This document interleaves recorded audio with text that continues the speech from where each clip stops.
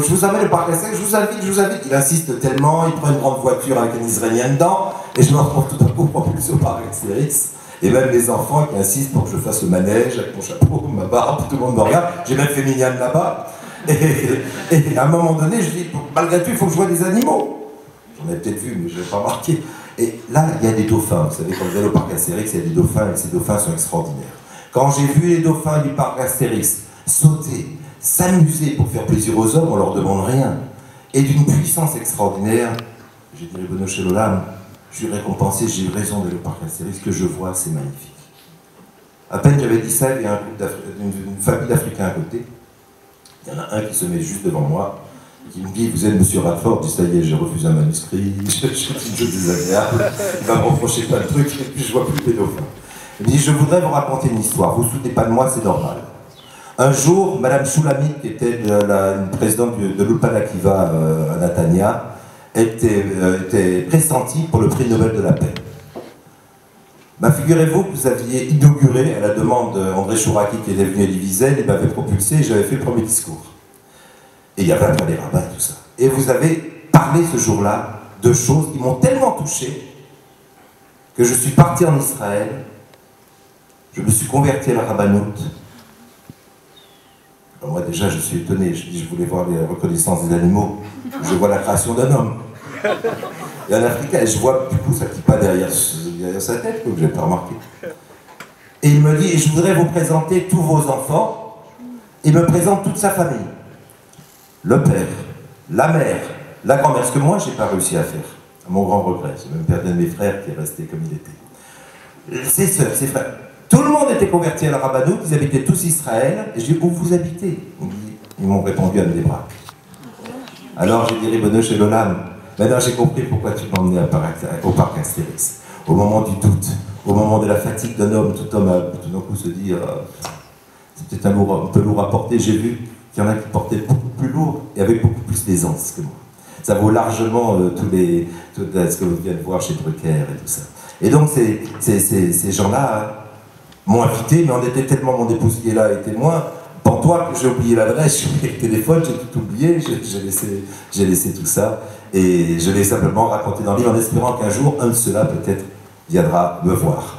Bien sûr, on n'est pas responsable de ce qu'on fait. Vous savez, le caillou de Rabbi Akiva a bien fait Tchouva Rabbi Akiva, donc je ne suis pas plus que le caillou de Rabbi Akiva. La seule différence, c'est qu'Akadosh Baruch Hu entre le caillou et moi, c'est qu'il m'a donné la possibilité de voir au fond le travail qu'un homme peut faire simplement en essayant de se tenir comme un homme. Et donc ça m'a fait plaisir. Le discours, je ne me souviens pas du tout. Maintenant j'ai réfléchi, c'est pas dans le livre. Si, non mais l'histoire est dans le livre, mais pas la suite. Parce que je vais raconter peut-être pas dans le livre, parce que j'y ai pensé après. Sur cette histoire. Donc, quand vous aurez fini, je vous interromps. Le dauphin. Pourquoi Hachem, je le pratique, pourquoi Hachem a mis des dauphins, d'une part, et des grands convertis, orthodoxes, d'autre part? Et au fond, la réponse est très simple, et j'y ai pas pensé quand j'ai écrit ces pages. Et je le livre à vous. Le dauphin est le seul animal, enfin, diplôme d'éthologue, le seul animal qui est libre et qui s'attache à l'homme par amour pour l'homme. Il n'a aucun besoin de vivre à côté de l'humain. Il pêche, il est fort, il est puissant, il est respecté. Il n'a aucun intérêt d'être à côté de l'homme. Il ne le fait que par amour pour l'homme. Et Dieu sait qu'il fait des circonvolutions extraordinaires pour qu'on puisse l'admirer, qu'on puisse l'aimer, qu'on puisse s'approcher de lui. Le guerre, il n'a aucun besoin de s'approcher à ce point à Kadosh Baruch Hu. Il le fait que par amour pour lui. Et le Midrash nous dit une belle histoire comme ça, que le guerre est considéré comme, est comparé à un cerf. Vous savez qu'il y a des moutons, il y a le berger, les moutons sont sauvages, ils font du désordre, ils sont jamais contents, ils ne vont pas à la chaude, je plaisante. Et donc, ils sont là en train de faire ce qu'ils veulent, et le cerf, petit à petit, jour après jour, s'est approché de la bergerie. Et petit à petit, en s'approchant de la bergerie, le berger l'a pris en affection, l'a fait rentrer dans la bergerie. Il sait bien qu'il ne ressemblera pas tout à fait à un mouton, mais malgré tout, il tente de vivre exactement comme le berger a voulu qu'il soit.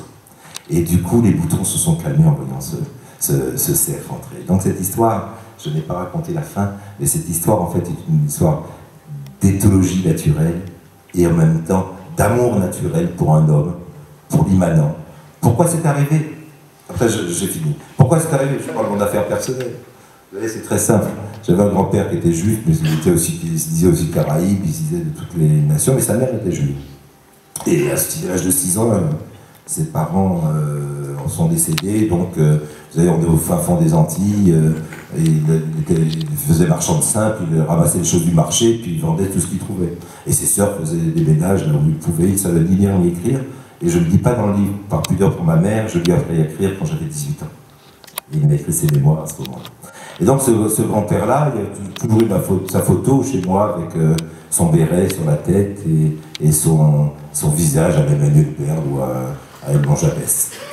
Et un beau jour, un de mes amis voisins, Chertok, j'ai 29 ans, je suis très célèbre, je suis éditeur, j'ai écrit des livres, et un de mes amis, Chertok, qui est juif, me dit, viens, il me dit, je voudrais te présenter mon père, il est formidable, mon père est de Pologne, il est formidable. J'ai rien compris ce que racontait le père, parce qu'il avait un accent terrible. Il s'est assis à la maison, ils ont amené des gâteaux cachers, on a bu je sais pas quoi, et puis il m'a simplement mis une kippa sur ma tête, la même, c'est pas celle-là que j'ai changé depuis, il m'a simplement mis une kippa sur la tête, pour dire pour mon père ça ne va pas le choquer, et son père m'a pris en affection. Il dit mais t'es de chez nous, t'es de chez nous. Et le fils en rigolant dit non mais ça y est, tu es adopté. Ils sont partis. Et moi, quand je me suis levé, il y avait un trumeau, vous savez, les miroirs 18e avec un peu abîmé, un peu érodé, et je me suis vu tout d'un coup comme dans une vieille photo, avec cette kippa sur la tête, et étrangement, je ressemblais à mon grand-père. Alors ça, on pourrait appeler ça, entre guillemets, le réveil d'en haut. C'est-à-dire, bon, c'est une anecdote, j'aurais pu l'oublier. Mais comme ce réveil s'est fait, et que j'avais dans le cœur peut-être ce réveil d'en bas, ben la chose s'est fixée, et cette kippa n'a plus jamais quitté ma tête. Votre question.